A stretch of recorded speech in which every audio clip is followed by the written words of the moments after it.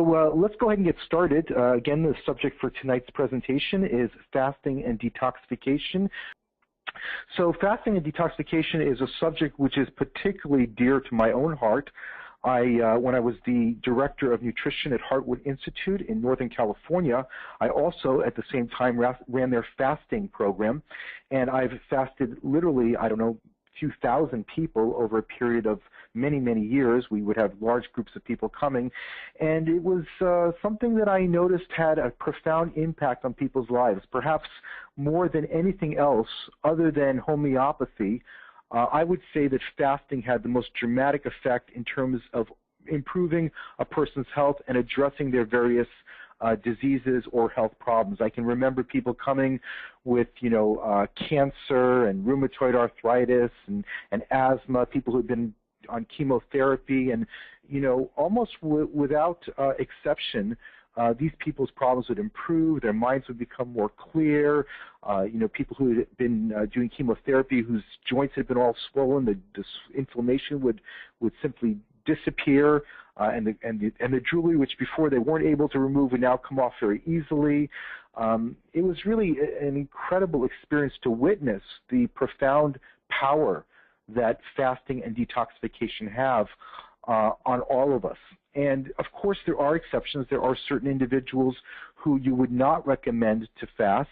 For example, somebody who was a diabetic, somebody who had adrenal insufficiency. In other words, their adrenals were somehow weak. We will be in a future session discussing how to identify various endocrine imbalances. What are the symptoms of adrenal insufficiency or thyroid insufficiency, or maybe some type of hepatotoxicity where the liver is toxic, or maybe the parathyroid or the hypothalamus or the pituitary gland. We'll look at the various symptoms of those so that you'll be able to identify for any individual patient what organ, what endocrine organs may be out of balance.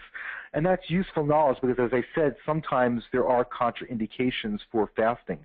So adrenal insufficiency, diabetes, hypoglycemia, certainly a pregnant woman wouldn't want to fast. The very young and the very old also generally are excluded from that category.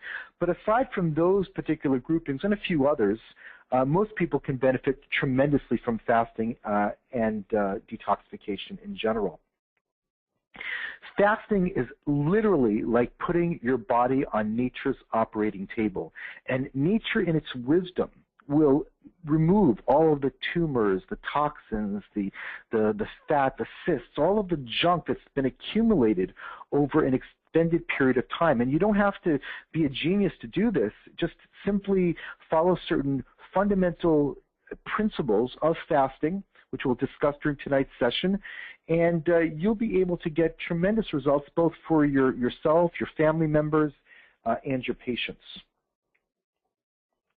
Now, there are different approaches to fasting. Many people advocate what we call a water fast, where we simply drink water. And there are some very strong proponents of this approach to fasting. And it probably does have some merit, but I myself personally am not an advocate of water fasting. I'm of the opinion that you can derive all of the benefits of a fast from a water fast with a juice fast without some of the negative impacts associated with a water fast. The biggest problem with a water fast is that your body is not taking in any nutrients. And consequently, as the body begins to detoxify, there are none of the vitamins and minerals and phytochemicals and antioxidants. Maybe you haven't heard that word before, phytochemicals. Let's just stop for a moment and talk about what that means. Phytochemicals are, by definition, these chemicals that we find in plants. Phyto means plants, so plant chemicals that are not what we normally consider to be essential nutrients. Things like bioflavonoids and zeaxanthines and lycopene and many of these other things which are not our normal minerals and vitamins, not essential nutrients. And there are now identified by science at least 10,000 of these things. And many of them confer dramatic and profound health benefits to us. So when we're using juices, in addition to the vitamins and minerals that we're also getting these phytochemicals that help to detoxify the body, that help to remove all of the chemicals that are accumulated or other types of toxified substances that are in the body. We live in a fast-paced industrial society, and as a consequence, many of us are extremely toxified. And so whereas water fasting may be useful, and if you're a real adventurer and pioneer, you might want to experiment with this at some point in your life. My personal opinion is that all of the benefits of water fasting can be derived from a juice fast without any of the negative impacts. And in my own personal experience, people who have done water fasting tend to be very, very tired, depleted, their mind doesn't work very well, they largely cannot function properly, whereas if you do a juice fast correctly, what you find is that people are actually full of energy. Their mind is clearer than before.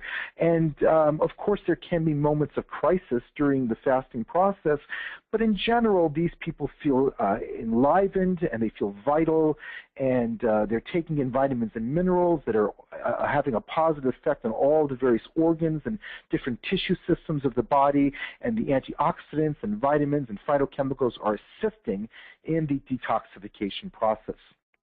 Now, advocates of a water fast will tell you, well, that's not true, because when you do a juice fast, you're not actually fasting the way you are in a water fast.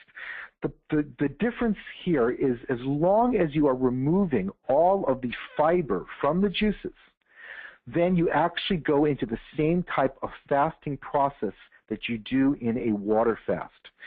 When the body is deprived of fiber for about 2.5, 3, maybe 3.5 days, depends on the individual, the body goes into a mechanism called autolysis.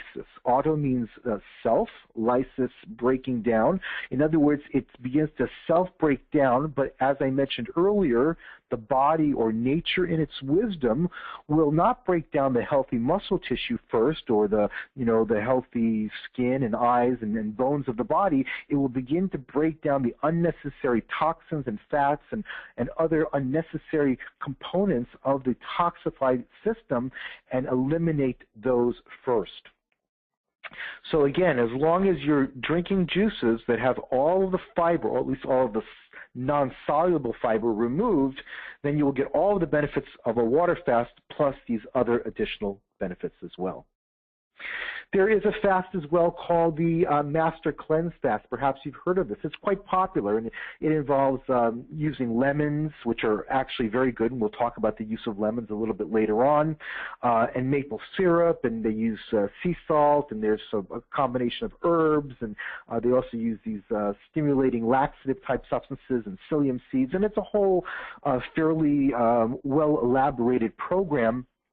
And I know many friends who have done this, and I haven't personally done it, but I know many colleagues and friends who have experimented with this and who swear by it. But in my own experience, again, I still adhere to the juice fast. I don't like the idea of using maple syrup. Yes, maple syrup does have detoxifying properties associated with it, but the problem for me is that it's full of sugar.